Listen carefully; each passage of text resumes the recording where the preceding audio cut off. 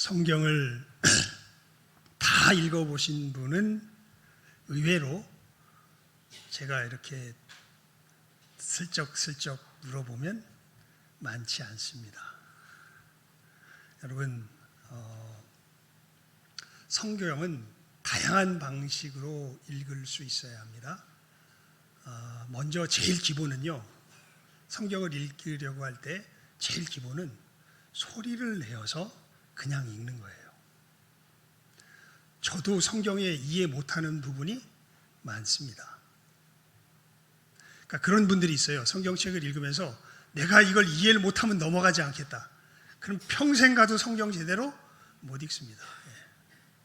그래서 성경을 읽을 때 제일 처음 우리가 겸손한 마음으로 성경을 읽을 때 가장 기본적으로 취할 태도가 뭐냐면 그냥 소리를 내서 읽으세요. 이 성경 말씀, 내가 오늘 말씀해 보면 우리가 그를 전파하여 각 사람을 권하고 모든 지혜로 각 사람을 가르치면 각 사람을 그리스도 안에서 완전한 자로 세우려 함이니, 이게 도대체 무슨 말이야? 이러면서 다시 돌아가지 말고 일단은 어떻게 읽을 줄 알아야 되냐면 그냥 이렇게 한번 읽었으면 이 소리가 성경 말씀이 내 입에서 튀어나와서 내 귀로 한번 들어갔으면 그러면 일단 이건 뭐한 거다? 읽은 거다. 이렇게 생각하고 한번 넘어가십시오. 이렇게 해서 첫 번째 뭘 할 줄 알아야 되냐면 통독을 할 줄 알아야 돼요. 성경을 전체적으로 몰라도 돼요. 일단은 읽는 것이 중요합니다.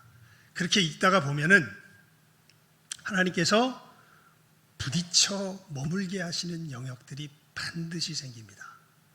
어느 말씀이요, 거기서 더 못 넘어가게 하시는 부분들이 생겨요. 말씀은 살아있고 운동력이 있습니다. 심령과 우리 영혼과 골수를 찔러 쪼개기까지 합니다. 어느 순간에 그것이 콱 부딪히면 그 순간에 우리가 이 말씀이 그때부터 이제 우리가 어떻게 보면 제대로 된 듣기가 시작된다고 할 수 있겠죠.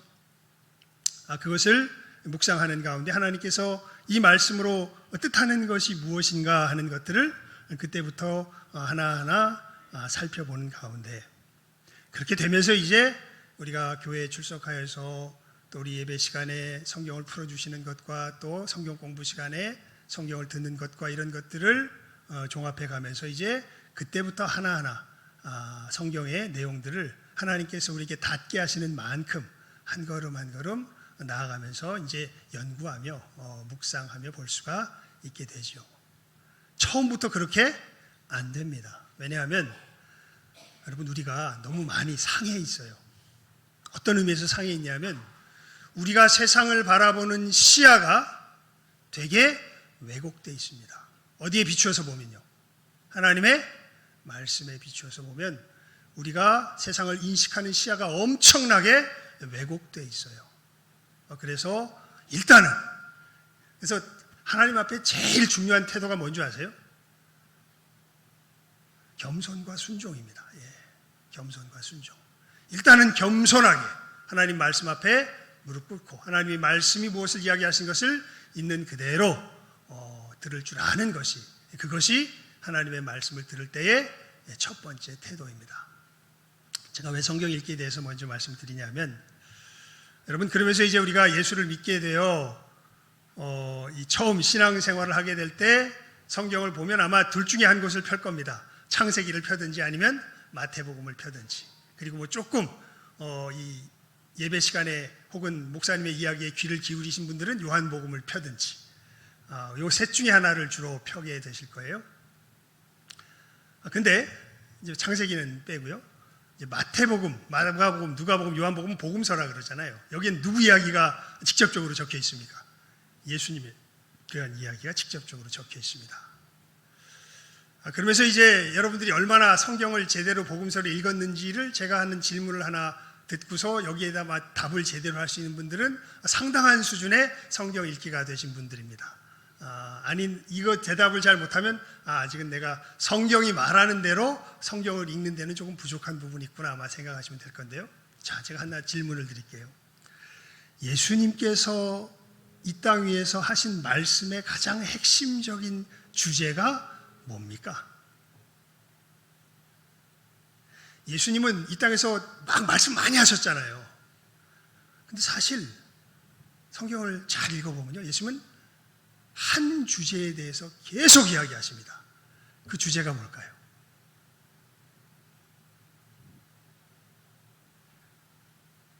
오히려 복음서를 처음 읽어본 사람은 오히려 명확하게 드러나게 될 건데, 오히려 예수를 많이 오래 믿어서 성경을 이것저것 굉장히 자세하게, 어떤 한 부분들 자세하게 한 분들은 이게 되게 헷갈릴 거예요. 왜냐하면 여러분들 예수님께서 가장 주되게 말씀하신 주제, 여러분들 일단 마음속에 떠오르는 것 중에 어떤 사람은 그래 사랑하라 그랬지, 나를 믿으라 그랬지, 뭐 여러 이야기들이 막 떠오를 텐데 사실 아닙니다. 사랑에 대한 것도 아니고요, 믿음에 대한 것도 아닙니다. 예수님께서 가장 핵심적으로 말한 주제는 뭘까요?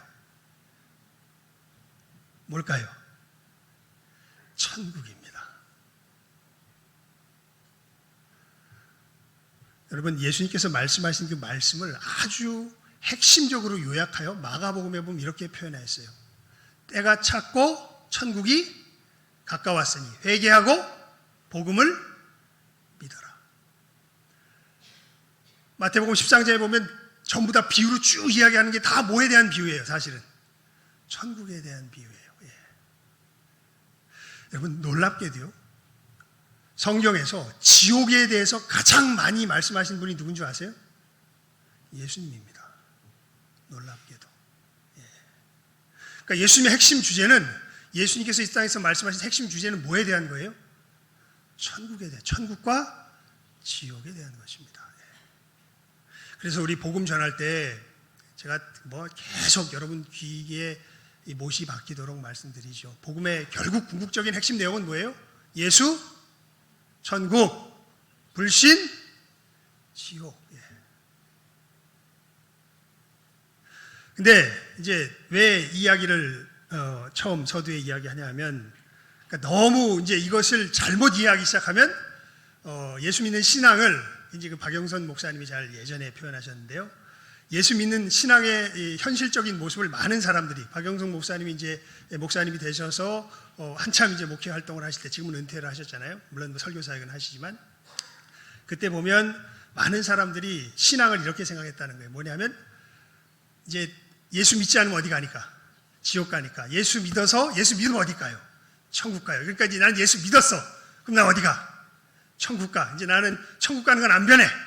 그래가지고 이 천국 가는 안 변하는 천국 구원 티켓을 금고 속에 꽁꽁 숨겨놓고 어떻게 하든지 이 땅에서 그저 무사히 버티면서 빨리 어디 가기만, 빨리 죽어서 천국 가기만을 바라는 이제 그런 식의 신앙의 모습이 사실 그 당시에 전형적인 신앙의 모습이기도 하였습니다.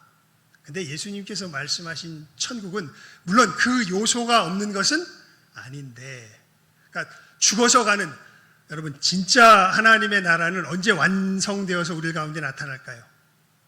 예수님 재림하신 후입니다. 이건 좀 말 나온 김에 여러분들에게 좀 알려드리면, 여러분 우리는요 이 땅에서는, 아까 우리 장로님도 기도하셨었는데, 계속 고난을 받을 수밖에 없어요. 하나님의 나라의 사람으로 살아가면. 왜냐하면 그 속에서 우리의 주된 역할이 뭔가 보면요, 예수님께서 재림하셔서 온전한 천국을 이루기 전까지 우리의 주된 역할은 간단하게 말하면 뭐냐면, 지금 멸망 가운데 지옥으로 향하여 가고 있는 영혼들을 뭐하는 일이에요? 건져내는 일이에요.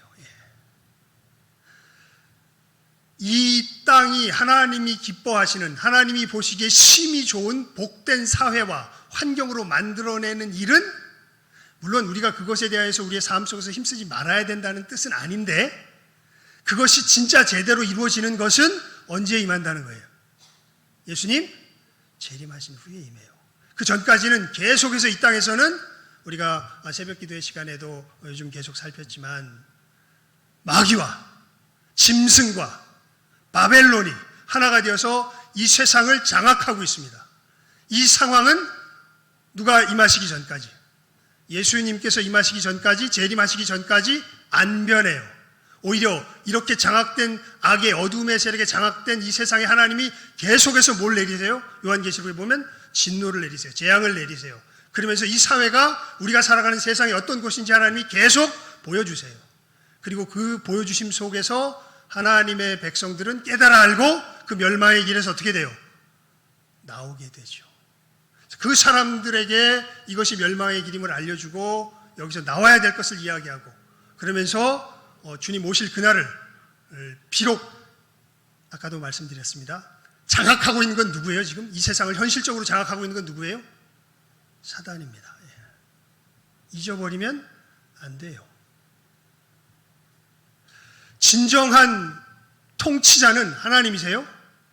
주권자는 하나님이십니다. 하지만 현실적으로 우리들 눈 속에 권세를 잡고 있는 자로 드러나는 이는 누구예요? 사단입니다. 우리 오늘 뭐라고 인사했습니까? 우리 갈 길은, 인사가 좀 어려웠나 보다.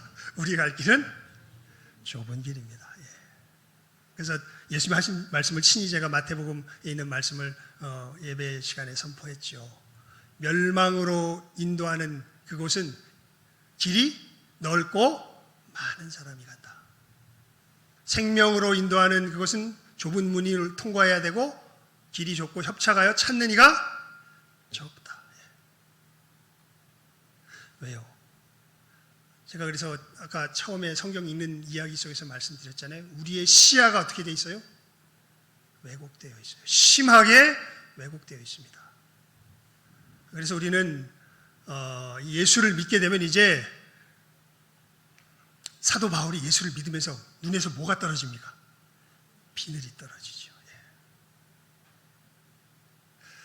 예수님께서 세례를 받으시고요. 어떤 일이 벌어졌다고 성경에서 이야기하냐면 마가복음이 제일 요약적으로 압축적으로 잘 이야기하는데 성령께서 예수님께서 세례를 받으신 사건은 여러분 이것도 아셔야 돼요. 예수님께 일어난 사건은 다 누구에게 일어난 사건일까요? 우리 믿는 사람들에게 일어난 사건입니다. 그런 점에서 말하자면 예수님께서 세례를 받으신 사건은 우리가 중생한 사건이에요.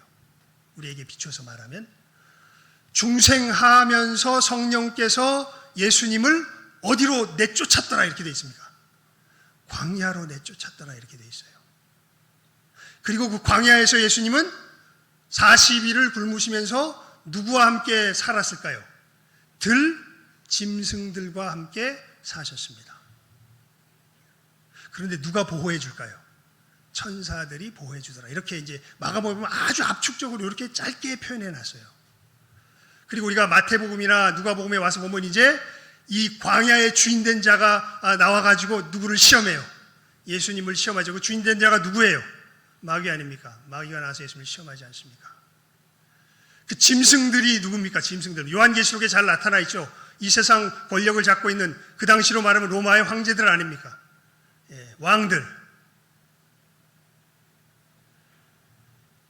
자기들만의 유통 과정을 형성하여서 그 바벨론의 표를 가진 사람만 서로 사고 팔 수 있도록 만들어버려서 하나님의 백성들은 살아갈 수 없도록 만들어버린 곳이 바로 어디예요? 이 세상이죠. 그래서 예수님께서 거기서 살아가시는데 며칠을 굶으세요. 40일을 굶으세요. 그리고 예수님을 위협하는 들짐, 그래서 들짐승이라고 되어 있는 것이 제가 몇 번 말씀드렸죠. 야수들이라고. 가축들이 아니에요. 다른 이들을 잡아먹고 사는 야수들입니다. 그러니까 중생하니까 눈이 띄어지는 거죠. 우리가 살아가고 있는 곳이 어떤 곳인지 어떻게 돼요? 깨달아 알게 돼요. 여기는 광야예요. 여기는 누구들이 살아갈 수 있는 곳이에요. 야수들이 살아갈 수 있는 곳입니다. 근데 거기에서 이제 거듭난 사람들로서 우리는 야수로 살아가는 것이 아니라 누구로 살아가는 자가 된 거예요? 사람으로, 진정한 사람으로 살아가는 자가 된 거예요. 야, 그러면 40일 굶고 그렇게 고통받으면 죽겠구나. 그런데 놀랍게도 누가 보호하고 계세요? 천사들이 보호하고 있어요. 그리고 오히려 예수님이 죽는 것이 아니라 마귀가 쫓겨납니다. 그러면서 예수님께서 거기서 돌아오셔서 이제 복음을 전하시죠. 때가 찼고 하나님 나라가 가까웠으니 회개하고 복음을 믿어라.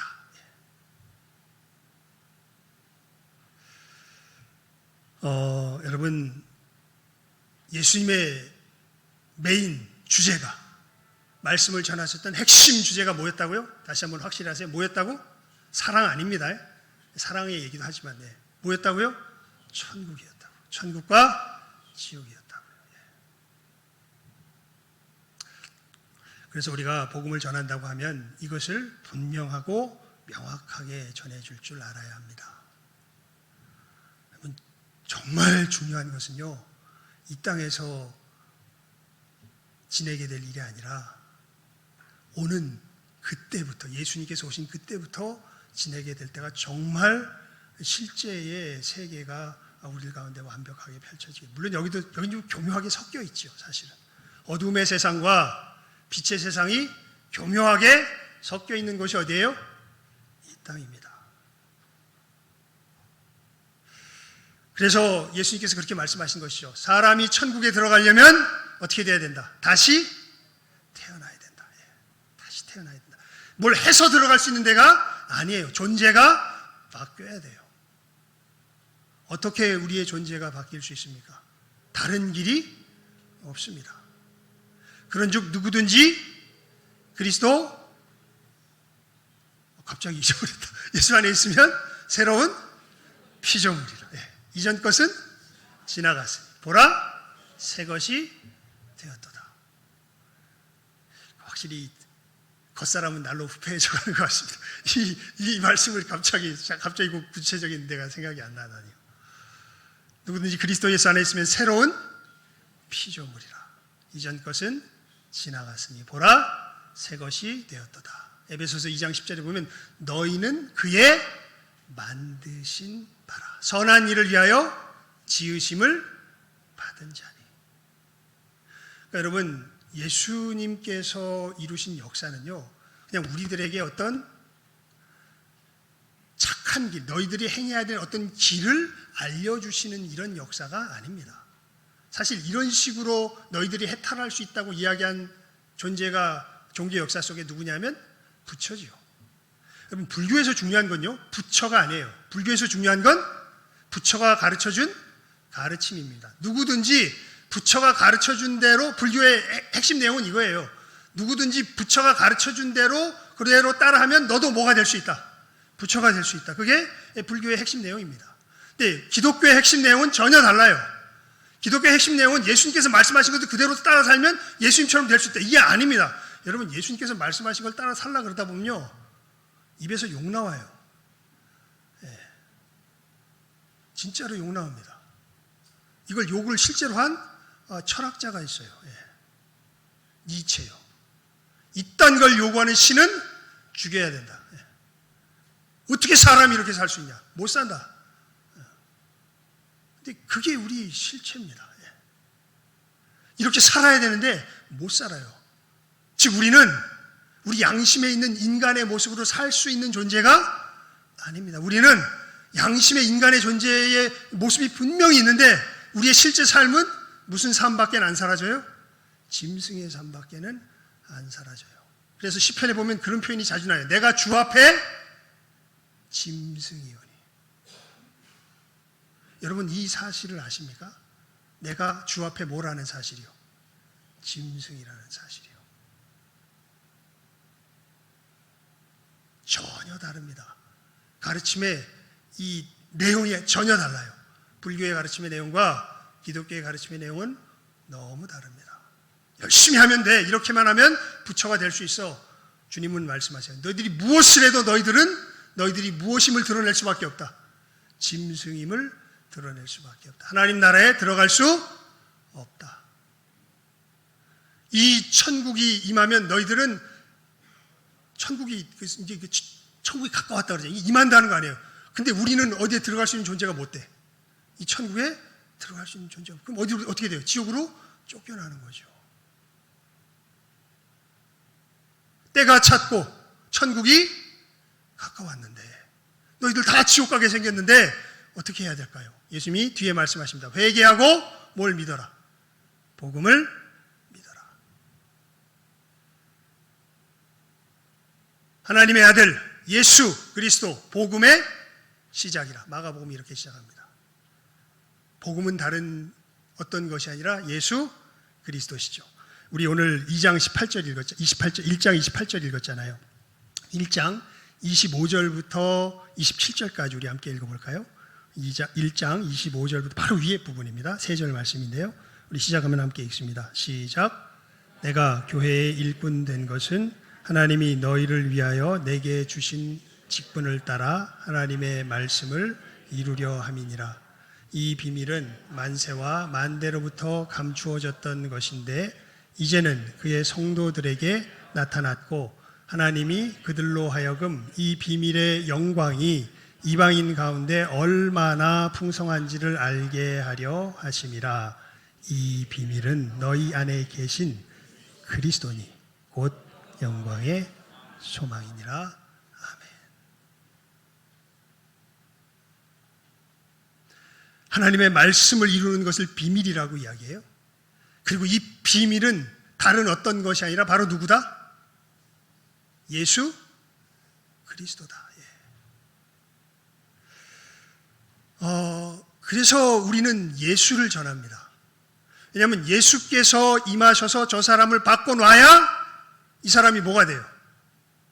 천국 백성이 돼요. 다른 길이 없습니다. 애써서 분투해서 수련해서 수양해서 될 수 있는 일이 아닙니다. 예수님께서 직접 들어가서 그 존재를 바꿔 놓으셔야 돼요. 그래야 어떤 백성이 돼요? 천국 백성이 돼요.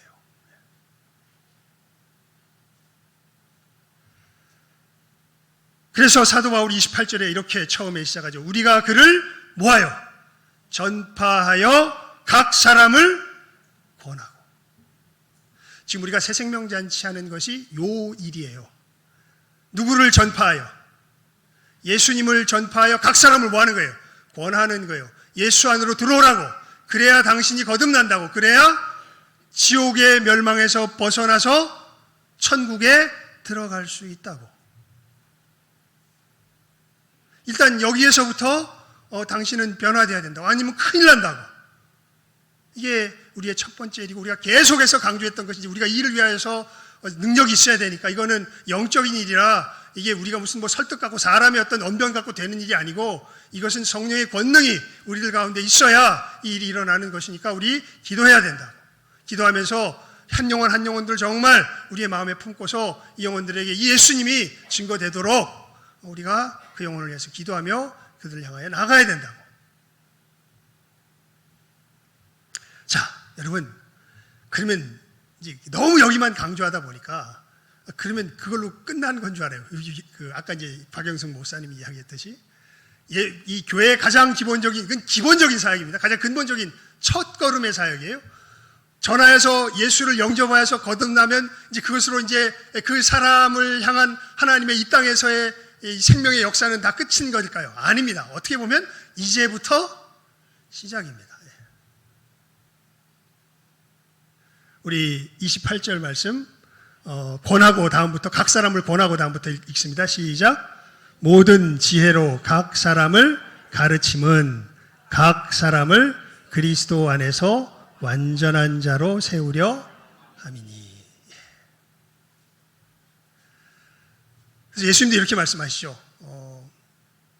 너희는 가서 모든 족속으로 제자를 삼아. 제자 삼는 것을 두 가지로 분리해서 말씀하세요. 아버지와 아들과 성령의 이름으로 세례를 주고. 이게 이 거듭남의 중생의 역사죠. 그 다음에 어떻게 합니까? 너희에게 분부한 모든 것을, 내가 너희에게 분부한 모든 것을 어떻게 해라? 가르쳐 지키게 하라. 보라, 내가 세상 끝날까지 너희와 항상 함께 있을 것이다. 이렇게 예수님께서 말씀하시죠. 그러면서 새 생명을 낳는 일이 끝이 아니라 이게 시작이에요. 정말 교회의 어떻게 보면 본격적인 이 사명은 어떻게 보면 믿어 거듭난 사람들에게 이제 가르쳐서 이 완전한 자로 세운다는 표현을 오늘 말씀에 써 있는데요. 그래서 이것이 이제 이 성경의 핵심 가르침이라는 것을 우리가 좀 바르게 알 필요가 있습니다. 일단은 여러분 이 사도 바울이 그래서 우리 사도행전 20장 21절 말씀이었죠. 에베소의 장로들을 모아다가 목사님들을 모아다가 이제 자기가 마지막 이제 아마도 순교할지도 모른다라는 이런 생각 속에서 이들이 이제 하나님의 몸된 교회를, 주님의 몸된 교회를 잘 섬길 수 있기를 바라면서 한마디로 자기가 전한 내용이 무엇인지를 이렇게 거기서 요약을 합니다. 우리 이 복음 부흥의 실제 모습이 이거다라고 제가 우리 전도회마다 하면서 계속 알려드렸죠. 하나님께 대한 회개와 우리 주 예수 그리스도께 대한 믿음. 그러니까 우리들 속에 벌어지는 일은 다른 것이 아니라 예수 그리스도를 믿어 누구에게 회개하는 거예요. 하나님께 회개하는 거예요. 이것을 요한계시록에 보면 사도 요한이 이렇게 또 이 요약을 해놔요. 요한계시록 제가 그래서 그것은 여러분들이 한번 찾아보십시오. 12장 17절과 14장 12절에 보면 이 동일한 내용이 거기에 나옵니다. 여기에 보면은 이 마귀에게 붙들려서 어둠에 참여하여서 멸망으로 향하여 나아가지 않고 예수 그리스도 안에서 구원받아서 이제는 그의 피로 그 옷을 씻김을 받고 이제는 어린 양을 따르는 자들로서 하나님의 백성들로서 새로워진 자들의 특징을 이렇게 이야기합니다. 한마디로 말하면 14장 12절의 표현을 이게 더 좋아서 제가 이 표현으로 얘기하면 같은 내용인데요. 12장 17절과 14장 12절이 이렇게 이야기합니다. 이 하나님의 백성들의 특징이 뭐냐면 하나님의 계명과 예수 그리스도에 대한 믿음을 지키는 자들이다. 자, 하나님의 백성의 특징이 뭐라고요? 두 가지. 하나님의 계명과 예수 그리스도에 대한 믿음을 지키는 자들이다. 그러니까 우리가 이제 이 중생에 대해서 이야기하면 계속 뭘 많이 강조하기 쉽냐면 예수 그리스도에 대한 믿음을 강조하기 쉬워요. 근데 예수 그리스도에 대한 믿음이 강조되어야 될 현실적인 실질적인 이유가 사도 바울이 사도행전 20장 21절이에요. 하나님께 대한 무엇에 대한 능력이 되기 때문에, 회개에 대한 능력이 되기 때문에 그래요. 그래서 진짜 그리스도의 백성들은, 하나님의 백성들은 예수 그리스도에 대한 믿음 가운데 무엇을 지키는 자들이에요? 하나님의 계명을 지키는 자들이에요.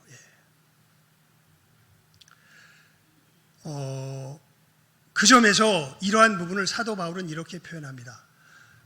이 에베소서 4장에 보면요, 그냥 제가 읽어드릴게요. 여러분 찾지 마시고 그냥 들으십시오.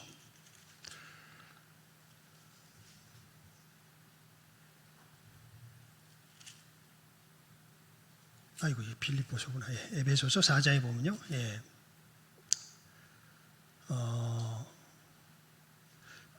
오직 진리가 예수 안에 있는 것 같이 너희가 참으로 그에게서 듣고 또한 그 안에서 가르침을 받았을진데 너희는 유혹의 욕심을 따라 썩어져가는 구습을 따르는 옛사람을 벗어버리고 오직 너희 심령이 새롭게 되어 하나님을 따라 의와 진리의 거룩함으로 지으심을 받은 새 사람을 입으라. 한마디로 말하면 이제 너희들 예수님을 믿어 구원받은 하늘의 백성이 되었으니 옛사람을 뭐하고? 벗어버리고 새 사람을 어떻게 해라?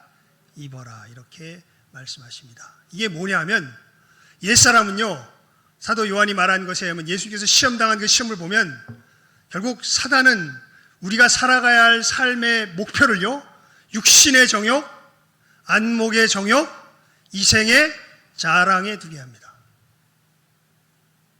왜 살아? 여러분 왜 살아요?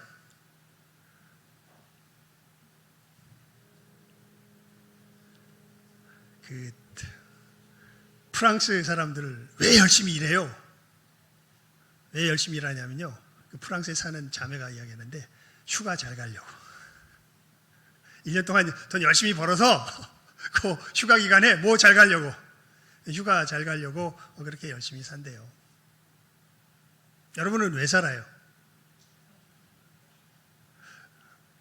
아마 우리나라 사람들은 아주 현실적인 이유 중에 하나가 좋은 집에 살려고. 그렇죠? 너 왜 이렇게 열심히 일해? 좋은 집에 살아야지. 좋은 집에 한번 살아봐야지. 이거 다 사실은 육체의 정욕이죠, 사실은. 조금 고상해지면 안목의 정욕, 좀 본때 있게 살아야지. 조금 더 능력이 있으면 이생의 자랑, 한번 떵떵거리면서 휘둘러 보며 살아야지. 이게 어디에서 사는 사람들이에요? 어두움에서, 옛사람의 모습 속에서 살아가는 사람들이에요.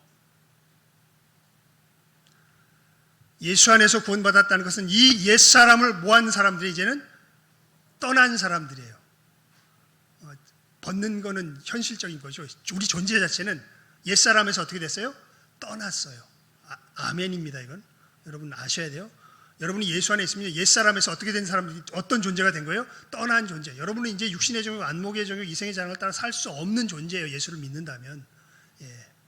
근데 이 습관이 남아있어서 지금 우리가 헷갈리는 것 뿐이지, 우리는 그렇게 되는 존재. 그런즉 누구든지 그리스도 안에 있으면 새로운 피조물이라. 이전 것은 지나가고 있는 중이니 아닙니다. 지나갔으니 보라 새 것이 되었도다. 이미 우리 존재는 그 점에서 영적으로 바뀌었어요. 그리고 새 사람을 입었다. 새 사람을 입었다는 것은 이제는 새로운 가치에 따라서 살아가는 존재들이 되었다는 것에, 그 가치의 핵심이 뭐냐면 예수님이 이렇게 말씀하십니다.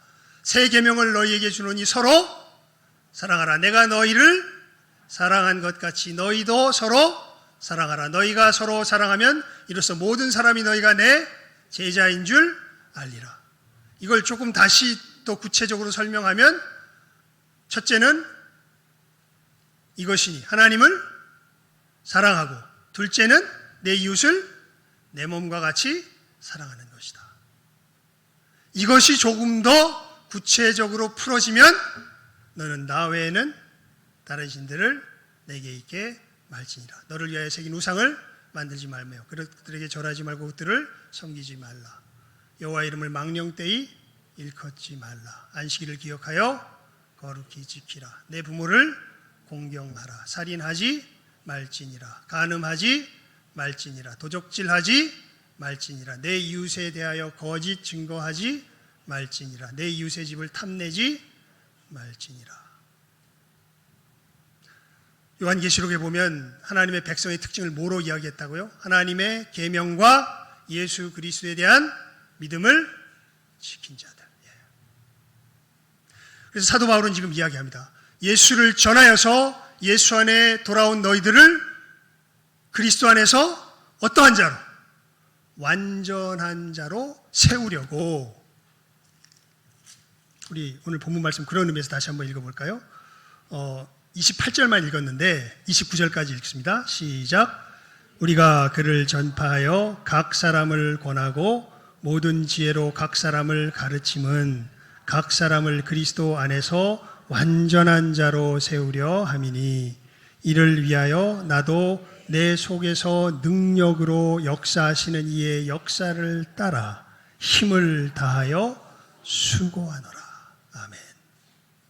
그러니까 복음을 전하며 이 복음에 반응하여서 거듭난 그 영혼들이 예수 그리스도 안에서 완전한 자로 서도록, 굉장히, 그러면서 제가 왜 28절을 그냥 한 절만 본문으로 삼았냐면요, 여기에 3번이나 반복되는 말이 있습니다. 그게 뭐예요? 각 사람. 여러분, 교회의 사역은요, 무리를 대상으로 하는 게 아닙니다. 장사는 어디를 대상으로 해야 돼요? 그 백종원 씨인가요? 그 유명한 장사 잘하는 사람 있잖아요. 그 사람이 누구죠? 그 유명한 그 손석희인가? 네, 손석희인가? 그 사람하고 이제 그 지금 뭐 고소당했잖아요. 고소당해가지고 뭐 돈가스 문제로 뭐 고소당해가지고 뭐 대담하는 프로에 나와서 이야기하는데, 거기서 핵심적으로 이 얘기를 합니다. 뭐 말 잘하더라고요. 손석희가 이 한꺼풀 꺾이더라고 얘기를 하는데, 그 사람 말 잘하잖아요. 근데 백종원이가 말 더 잘하더라고. 예. 근데 그 사람이 장사에 대한 이야기를 하면서 계속 강조하는 얘기가 뭐예요? 장사를 하려면 다이아몬드를 그릴 줄 알아야 된다. 그래서 가장 많은 요구에 사람들의 요구를 따라서 이것을 준비하고 팔 줄 알아야 그래야 제대로 된 장사꾼이다. 이 얘기를 계속해서 강조해서 이야기를 합니다. 그래서 장사에 대한 어떻게 보면 상담 비슷하게 질문을 물어오는 사람들에게 하는 얘기를 가만히 들어보면 핵심이 그거예요. 장사를 하려면 이 소비자층이 다이아몬드가 이렇게 있잖아요. 다이아몬드가 있으면 가운데 부분이 제일 많잖아요. 이 제일 많은 사람들의 요구에 맞춰서 움직여갈 줄 알아야 그래야 장사 제대로 성공할 수 있다. 이제 그 얘기가 핵심이에요. 그러니까 장사를 하려면 누구에게 초점을 맞추면 안 돼. 각 사람에게 초점을 맞추면 안 돼요. 근데 오늘 말씀은 장사꾼의 이야기와는 정반대되는 이야기입니다. 그게 나쁘다는 게 아니에요. 장사를 하려면 어떻게 해야 돼요? 그렇게 해야 돼요. 하지만 하나님의 나라의 역사를 하려면 어떻게 해야 돼요? 우리 다시 한번 읽어볼까요? 시작 한번 읽습니다. 시작. 우리가 그를 전파하여 각 사람을 권하고 모든 지혜로 각 사람을 가르침은 각 사람을 그리스도 안에서 완전한 자로 세우려 함이니. 얼마나 중요하면, 그러니까 제가 좀 강조해서 좀 웃기죠? 강조해서 아니에요? 예. 얼마나 중요하면 또 운율을 맞춰요. 우리가 그를 전파하여 각 사람을 권하고 모든 지혜로 각 사람을 가르치면, 그 다음엔 각 사람을 먼저 뺍니다. 각 사람을 그리스도 안에서 완전한 자로 세우려 합니다. 여러분, 우리가 주님 앞에서 정말 우리가 복된 교회가 되길 바라요. 예수님 오셨을 때 예수님 꼭 요즘 보면 꼭 진짜 곧 재림하실 것 같아요. 예. 야, 신성교회여, 너희들이 정말 수고했구나. 예수님이 그 헌금대 앞에서 칭찬한 사람은요, 많은 돈을 헌금한 사람이 아니라 2렙돈을 헌금한 과부를 칭찬하셨단 말이에요. 예. 비슷한 일이 아마 우리 예수님 오실 때 벌어지지 않을까요? 우리가 주의 몸된 교회로서 주의 몸된 교회의 사명을 어떻게 감당했는가? 어떻게 감당하는 것이 복된 모습이에요? 28절의 모습이에요. 예. 예수를 전하여서 예수를 믿어 새 생명을 얻은 자들이 옛사람을 벗어버리며 새 사람을 점점점 힘있게 입을 수 있도록 그들을 세워나가는 이 역사를 누구를 대상으로 하는 거예요? 각 사람을 대상으로 하는 거예요. 각 사람을. 예. 그래서 이제 완전한 자로 세운다는 것이 무엇인지에 대해서 우리가 조금 말씀을 좀 나누려고 합니다. 앞으로 이제 이 시간 속에서. 근데 그거 나누기 전에 일단 어떻게 전해야 될지에 대한 것들을 조금 더 나누고 나서 나눠야 될 것 같긴 해요. 또 여러분들이 이제 조금 이제 말을 안 하면 좀 느슨해지는 부분도 있어요. 훈련 시간이라 그런 부분인데, 하여간 일단 우리가 주의 몸된 교회의 사역의 복된 모습이 무엇인가, 그렇게 이야기할 때 저는 성경에 이것만큼 요약적으로 정말 복 있는 교회가 어떤 교회인가에 대해서 이 모습을 드러내주는 말씀이 없다고 생각이 들어요. 예. 우리가 그를 전파하여 각 사람을 권하고 모든 지혜로 어떻게 해요? 각 사람을 가르쳐서 각 사람으로 그리스도 안에서 어떻게 해요? 완전한 자로 세우려고 한다고. 이를 위하여. 여러분, 우리가라 그럽니다. 내가라고. 이건 사도 바울의 독특한 사역의 특징이 아니에요. 우리가라 그래요. 우리 모든 하나님의 사역자들이 사실은 이렇게 사역을 하는 것이고, 나도 이 사역의 본을 따라서 이를 위하여 나도 내 속에서 능력으로 역사하시는 이의 역사를 따라 힘을 다하여 뭐하노라? 수고하노라. 이렇게 사도 바울이 고백하고 있는 것이지요. 이 분명한 교회 사역의 표대를 우리 신성의 모든 귀한 영혼들 잘 볼 수 있길 바랍니다. 그 점에서 오늘 이번 연합 수련회 때 정말 제가 이렇게 옆에서 이렇게 보니까요, 오히려 아이들보다 선생님들이 더 큰 은혜가 있었던 것 같아요. 예, 정말 좁은 길을 잘 분투하시면서 싸워가셨던 걸 옆에서 볼 때 알 수 있었습니다. 정말 수고들 하셨습니다. 여러분, 우리의 걸어가는 길이 어떤 길인가? 좁은 길입니다. 그래서 이렇게 인사 나눴습니다. 이렇게 걸어가는 것이 믿음의 길이구나. 그래서 그 찬양이 너무 좋은 거예요. 좁은 길을 걸으면 되게 막 고달프고 막 쭈그러들고 막 고통스럽고 막 야 예수 믿는 게 이런 거면은 나는 믿고 싶지 않아 뭐 이런 생각이 들 것 같은데 우리 후렴에서 이야기하죠. 좁은 길을 걸으며 어떻게 돼요? 밤낮 이 놀라운 역설이에요. 이 길을 걸어갈 때 이 길을 걸어갈 줄 알아야 진짜 누구의 기쁨을 맛볼까요? 예수님의 기쁨을 맛봅니다. 세상이 주는 기쁨하고 전혀 다릅니다. 세상이 주는 기쁨은 휴가 좋은 데 가는 거예요. 세상이 주는 기쁨은 좋은 집 얻는 거예요. 아닙니다, 여러분. 예수님이 주는 기쁨은요, 십자가의 길을 걸어가는 거예요. 그 속에서 잃어버려졌던 영혼들이 돌아오는 역사가 일어나는 겁니다. 하나님께로부터 떠나갔던 영혼들이 하나님을 찬양하며 영광을 돌리는 역사들이 일어나는 겁니다. 이 분명한 표대를 확실하게 바라보며 각 사람을 완전한 자로 세우는 이 놀라운 복음의 역사, 생명의 역사에 힘있게 참여하며 나아가는 우리 모두가 될 수 있기를 주님의 이름으로 축원을 드립니다. 기도하겠습니다. 하나님 아버지 감사합니다. 저희들 달려갈 그 표대를 분명하게 오늘 말씀을 통하여서 보게 하여 주시니 감사드리옵나이다. 하나님 저희들 예수님을 전하여 새 생명이 된 자들로 진실로 하나님의 계명을 기쁨으로 즐거움으로 지키며 하늘의 백성으로서의 참으로 옛사람을 벗어버리며 새사람을 입어가는 이 복된 존재로서 세워나가는 이 귀한 교회의 역사를 저희들 충성되이 복되게 감당하며 나아가게 하여 주시옵소서. 하나님 이것이 대중적인 사역이라기보단 정말 한 영혼 한 영혼들을 마음에 품으며 나아가는 하나님 참으로 이 놀라운 세밀한 사역인 것을 저희들 기억하게 하여 주시고 우리가 이 길을 걸어갈 때 부으시며 채우실 분은 하나님이신 줄 믿습니다. 진정한 부흥의 역사는 그런 의미에서 하나님께서 우리에게 부어주시며 마치 이스라엘 진에 메추라기를 부어주시듯이 이 준비가 된 자들에게 주님께서 때가 되면 부어주실 줄 믿습니다. 저희들 저희 자신을 잘 훈련하며 참으로 주의 그 부흥의 때에 주의 귀한 영혼들을 잘 감당하며 키워낼 줄 아는 복된 교회로서 준비되며 훈련하며 나아가는 우리 모든 신성의 복된 영혼들 되게 하여 주시고 우리 교회가 되게 하여 주시옵소서. 모든 것 예수님의 이름으로 기도드리옵나이다. 아멘. 우리 찬송가 595장 찬송 드리며 준비한 예물 드리도록 하겠습니다.